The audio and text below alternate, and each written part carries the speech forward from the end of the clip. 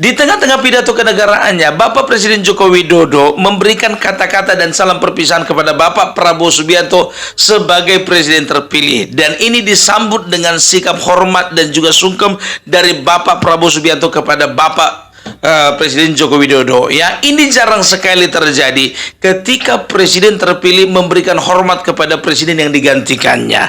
Ini menunjukkan apa? Bahwasanya di antara mereka terjalin hubungan yang sangat mesra sekali. Ada pernah kalian tengok Ibu Megawati sungkem kepada Gus Dur? Enggak pernah. Ya enggak pernah. Lawang Gus Dur itu dilengserkan, no? Boro-boro sungkem. Kalau iso ya kan dibilangin gitu, ya kenapa nggak dari kemarin aja toh lengsernya, kan gitu ya kan. Ini adalah yang terbaik yang bisa kami upayakan bagi rakyat Indonesia, bagi bangsa dan negara Indonesia.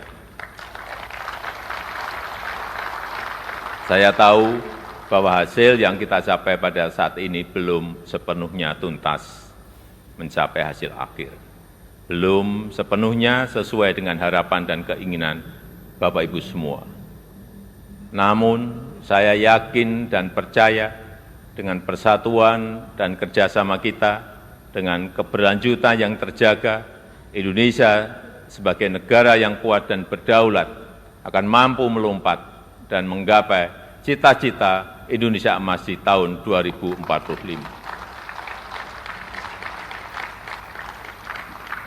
Terakhir, kepada Presiden terpilih Bapak Jenderal TNI Purnawirawan Prabowo Subianto. Tahun depan, insya Allah Bapak yang akan menyampaikan pidato kenegaraan. Nanti pada tanggal 20 Oktober 2024, izinkan saya menyerahkan tongkat estafet kepemimpinan ini kepada Bapak Prabowo Subianto. Izinkan saya juga menyerahkan semua harapan dan cita-cita masyarakat Indonesia dari Sabang sampai Merauke, dari Miangas sampai Pulau Rote, dari pinggiran, dari daerah terluar, dari desa dan dari pusat-pusat kota kepada Bapak.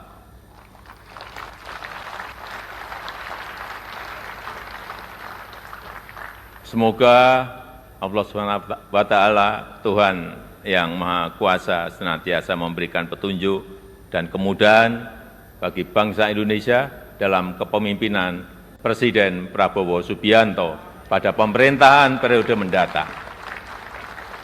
Dirgahayu Republik Indonesia, Dirgahayu Negeri Pancasila, merdeka! Merdeka! Merdeka! Terima kasih. Wassalamualaikum warahmatullahi wabarakatuh. Om Santi Santi Santi Om. Namo Buddhaya. Salam kebajikan. Terima kasih. Jadi ini adalah sebuah nilai. Kalau kukatakan ini adalah sebuah nilai di mana seorang Prabowo Subianto, ya harusnya dia bisa sebagai seorang presiden terpilih, maunya dia nggak terlalu hormat begitu. Karena apa? Yang pertama, dia lebih senior. Yang kedua, dia lebih tua. Yang ketiga, dia lebih berpengalaman dan lebih punya pengaruh sebetulnya selama ini.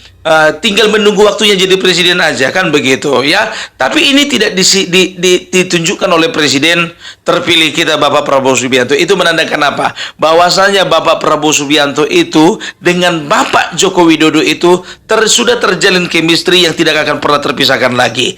Dia bisa dikatakan kedua sosok ini adalah kedua sosok yang sempat saling bermusuhan, tapi pada akhirnya mereka ini saling support, saling dukung ya. Terkadang seperti itu ya, terkadang seperti itu, baik di lingkungan di lingkungan mahasiswa, di lingkungan bisnis, di lingkungan masyarakat, lingkungan sosial dan juga lingkungan komunitas keagamaan. Kadang-kadang orang yang menjadi musuh kita sebetulnya itu adalah sahabat terbaik kita. Gitu. Dan orang yang selama ini teman kita ternyata itu musuh dalam selimut dalam kehidupan kita gitu loh ya. Kita akan lihat dulu perbandingan antara hubungan dia dengan Prabowo dan hubungan Bapak Joko Widodo dengan Ibu Megawati ya. Jadi kalau bisa dikatakan ya ini adalah rival luar biasa ini ketika tahun 2014, 2019 bisa dikatakan dua kali berhadap-hadapan face to face ya di dalam pemilihan Presiden Republik Indonesia antara Bapak Joko Widodo dan juga Bapak Prabowo Subianto. Bahkan 2014 paling lucunya yang satu kampret, yang satu cebong. Iya kan?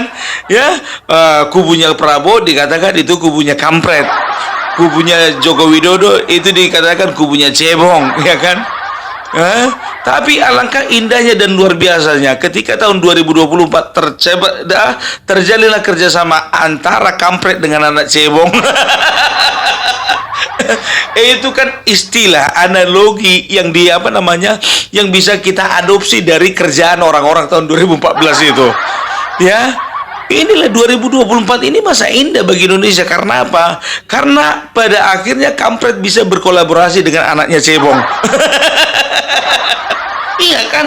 Itulah dulu kita katakan, ya kan? Akhirnya apa? Tidak ada lagi pecah belah dan saling tuding dan saling menghina. Kalau dulu 2014 itu kan kita bisa lihat mulai dari atas sampai ke bawah itu saling menghina, saling tuding, saling fitnah, ya kan? Walaupun fitnah lebih banyak daripada kampret gitu loh.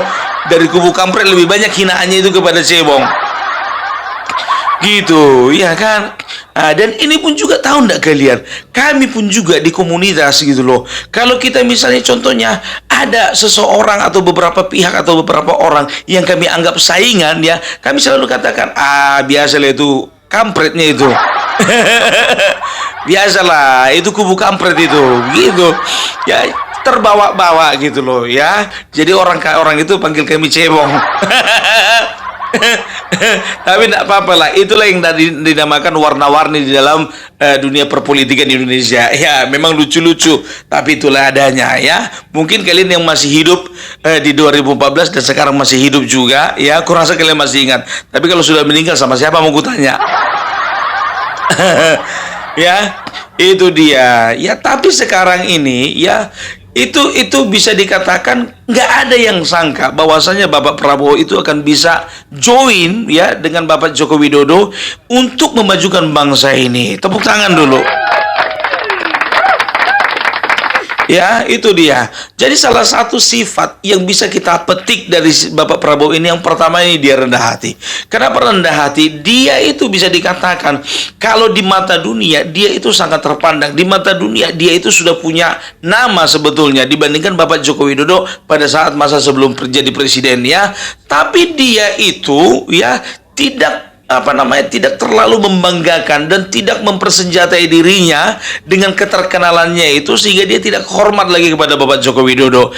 Makanya ya ketika Bapak Presiden Joko Widodo dengan rendah hati, dengan tangan terbuka ya, dengan semangat persatuan dan kesatuan ya, mengajak Bapak Prabowo Subianto untuk ikut masuk ke dalam pemerintahnya, apa yang dilakukan Bapak Prabowo Subianto dengan rendah hati dia menerima. Itu dia ya. Setelah itu para elit menerima masalahnya ya, akar rumput kurang menerima, apalagi kadrun sumbu pendek, ya kan? Itu dia yang sekarang jadi barisannya si Anies kemarin loh. Gitu dia ya. Itu ya sifat rendah hati itu yang tidak dimiliki para pemimpin di bangsa ini ya. Ya, ada sebelah lagi dia udah tahu terpuruk, sombong pula. Ya kan?